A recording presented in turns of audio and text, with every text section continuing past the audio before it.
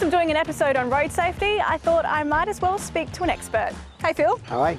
And get a free driving lesson in the meantime. Are you ready? Absolutely, let's do it. Let's do it. I'm actually quite nervous. Oh, you'll be fine. We just probably should give you some keys. That'll work. Oh yeah, that'll work. Hot wiring is lesson number 2. So. It's not turning on. What am I doing wrong? Oh, there might be a bit of tension on the steering wheel. Oh, there we go. Well, we're off to a very good start. Okay. All right. I'm in park, so I need to go down to drive. There's something else I'd like you to do first, though, actually, Justina. Handbrake? No, check if it's safe to move out before we get the car ready. Okay. And do you know that there's a legal requirement to have your indicator on? Before I even start the car? Do you remember from your learner days? How long does the indicator need to be on before we move off from the curb? Is it 2 seconds? 5 seconds. Okay. It's a long time. So we try and get that done nice and early to make sure you meet that requirement. Oh my gosh, I'm gonna fail. No, so far so good. All right, okay. All right. There's a lot to learn when getting behind the wheel for the first time, and a lot of it has to do with safety. And there's a pretty good reason for that. Each year, around 1,200 people die on Australian roads, and about 40,000 are seriously injured. Although these numbers haven't really changed over the last decade, the number of road deaths has risen by 10% since 2001. And the government's National Road Safety Strategy, which includes a plan to reduce annual fatalities by 50% by 2030 and 0 deaths and serious injuries on our roads by 2050, is way off course. Vision Zero is an ambitious target. No one's denying that. And to reach Vision Zero, we can make all the improvements to roads. We can ensure vehicles are as safe as they possibly can be on our roads, but we need drivers to be responsible. If we look at our targets for 2030, where we want to be and where we currently are, there is obviously some points of concern, and particularly in the younger driver cohort. So what can we do about it? And why are crashes happening in the first place? I think it's inattention. Speed certainly plays a part in regards to the severity. You might be tired. Sometimes I'll say, Justina, would you be happy if I asked you to shut your eyes here for 3 seconds? No. And yet, if you look at your phone, yeah, I know. That's what you're doing, isn't it? You're taking your eyes off the road for 2 or 3 seconds. I get stressed out when I sneeze. Exactly, you don't want your eyes to close. Yeah, I know.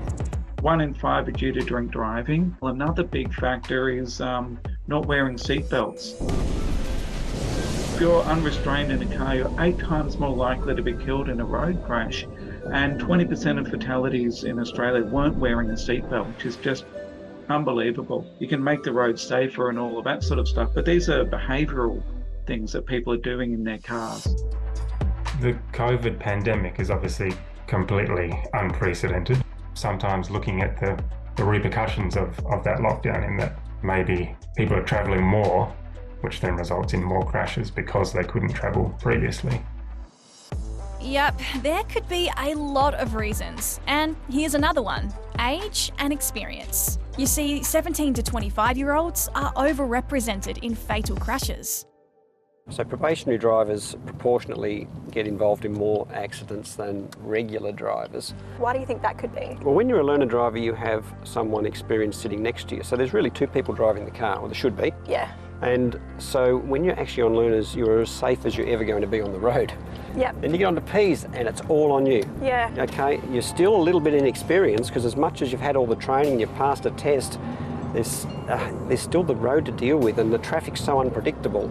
So I think P-platers, they just sometimes get themselves in situations that they're not able to deal with, and they overreact and have accidents. I know in my experiences, my friends, they have more people in the car than they should. With the use of phones, people really like to answer messages or pick up a call even when they're driving. Peer pressure and trying to show off they got new cars and look cool. Especially in the country, like animals. Under the influence, and speeding as well. That seems like a big thing in general anyway. So what are some things that young drivers particularly can do to stay safe on the road? Take every opportunity to drive. Don't just do the minimum 75 hours. I know from experience that students who've done more than the 75-hour minimum are more competent in lane change situations when they're managing themselves in traffic, and that's purely just because of the time they've been on the road. They've experienced more things. So vehicle age actually has a lot to do with road safety. We often encourage parents to consider putting your novice drivers into the newer, safer car.